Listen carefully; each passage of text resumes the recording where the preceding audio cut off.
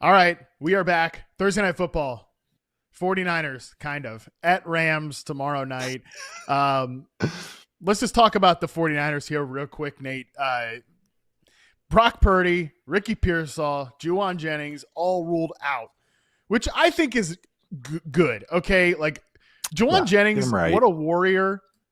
Get him right. I mean, he's like scraping himself off the field every single week. I don't need to see that. Let's get Ricky Pearsall right. We don't need him playing on a short week. He's been balling out. I don't need to see him miss a lot of time with this knee injury. Let's get him right. Let's get Brock Purdy right. He wasn't looking that great last year.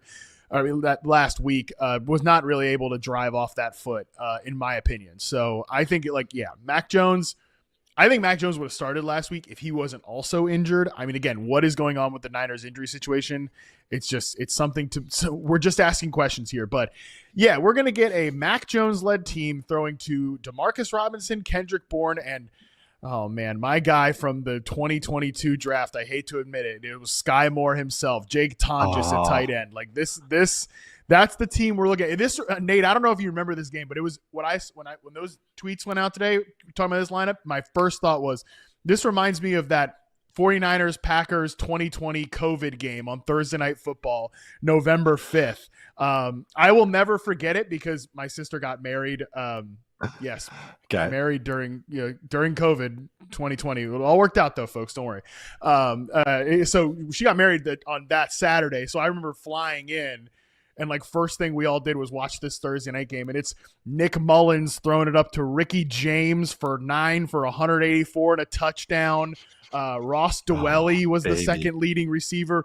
River Craycraft got 5 targets, second most on the team, and they lost 34-17 to the Green Bay Packers that year during COVID. So that's kind of what I think we might see something like that tomorrow. So anything to say about this Niners team that it's just going to be, how can we get the ball to Christian McCaffrey over and over again is my guess here. You don't want to talk Kendrick Bourne for 10 minutes for 5 minutes? The Bourne supremacy? You are like a weird little Bourne sicko, right? I am. He may be a better in real life football player than a fantasy relevant one outside that first year in New England, which is fun. I'd say so. But when he was in San Fran the first time, Shanahan had like a little knack for him designing like plays on third down and in the red zone. Like he was like one of the most efficient guys in those situations. So that's why he was always curious to me. And he kind of does the dirty work. And I think he'll get a lot of touches. And Demarcus Robinson is like, God, he just finds his way on these teams. It's just, I can't believe Demarcus, like that news guy announced it when he was coming back. I was like, oh my God, that's right. Demarcus Robinson's still here. Demarcus Robinson can run one route really well. That's the double post route on the outside, the Dino route, which is the corner post route. It's like the one thing he does well. But yeah, no, this is Brian Robinson gonna be like flex worthy? Like that's like the only thing like I can like have a real like thought on. I think Kendrick Bourne and like they'll be able to do some stuff because Shanahan's really good. But you're going against a pretty terrifying front. I think you're going to be running the ball a lot in some ways, shapes, or form. But you might get a little Bourne spike TD.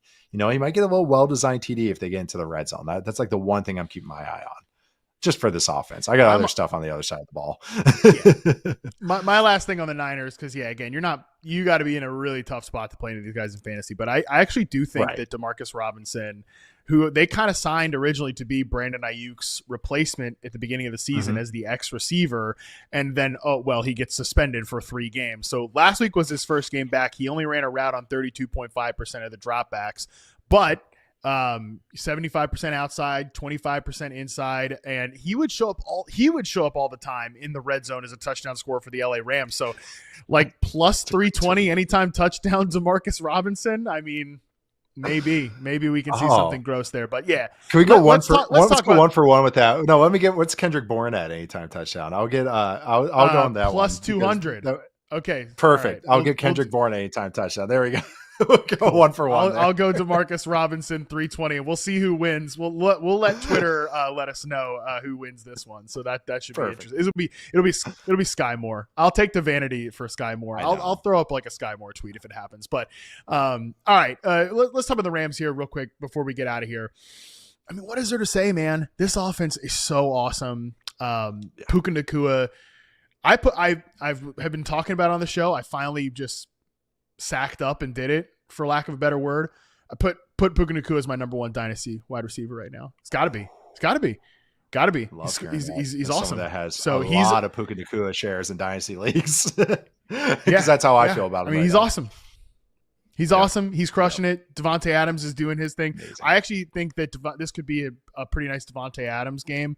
The 49ers, they're pretty zone heavy, of course. Everybody's pretty zone heavy, but they've given up more production in man coverage when they've been in man coverage than zone coverage. They've actually been 3rd lowest in points per dropback allowed in zone coverage. So I think that if you're looking for Adams, we know that he's been brought in there to beat man coverage. Not that Puka doesn't beat man coverage, but that is Adams' role on this team.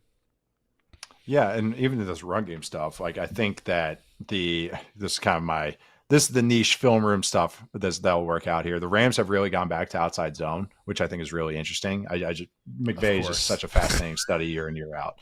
I know he went back. They're full circle, buddy, full circle. The wandering eye. That's what happens, man. So Rams on zone runs, they have the 10th most zone runs, but particularly outside zone runs is what they're really cooking on.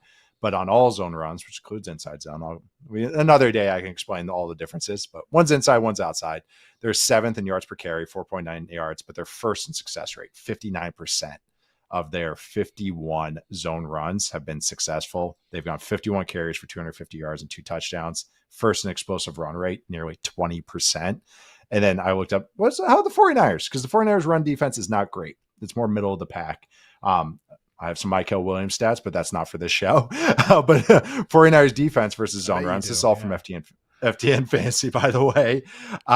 They're 5th in success rate allowed. They've only allowed 1 explosive run, but they've allowed 4.9 yards per carry against zone runs. I think Kyron Williams / Blake Corum. If you want to throw some sneaky stuff on Blake Corum, because they seem dedicated to giving him about 30% of the snaps. Like they've kind of outright said it. Like, no, he's going to always get his kind of like 2-for-1 series splits. That's what it seems like. Man, but I just think that Kyron Williams and Blake Corum will be able to run on this defense, because I think that's the real weakness of this 49ers defense right now. Yeah, and it's not as if like they've just of course, like made it a committee or anything like that. But yeah, but they've been getting Corum involved. 27.5 is the rushing line for Blake Corum, -130 on the over. So people have been betting it on BetMGM. The over. I think short week. Hey, we need Kyron. Okay, let's not overwork Kyron. So this might be more of like he might get more usage because of that. It's like, all right, let's get this guy some more run to save the touches for Kyron. Can kind of see that kind of coaching, especially if the game gets out of hand too. You know, like Correct. they're 7.5 point home favorites. You see the narrative. You see the narrative I'm pulling at here. Yeah, I can't find it here, but like whatever the sack total is on Mac Jones, I would like to take the over on that. So yeah, I mean, I just think that this could be the type of game script to get that second running back involved. So, yeah, I think Rams cover in this one. How about you? Same there. I think very much Rams cover right now. Yeah, I do think, Shanahan's always going to bring it. And I think Robert Saleh always does a good job of getting his guys going and against other coaches as well. But I do think that I do think that kind of talent wins out as the game goes along. It's just so much to ask of this 49ers team that's just so battered. And without Nick Bosa, like that's the other thing too. They're out with a defensive player of the year candidate, just gone for the year. So as much as I think some of the young guys are interesting, I just don't think they're able to hang on a short week.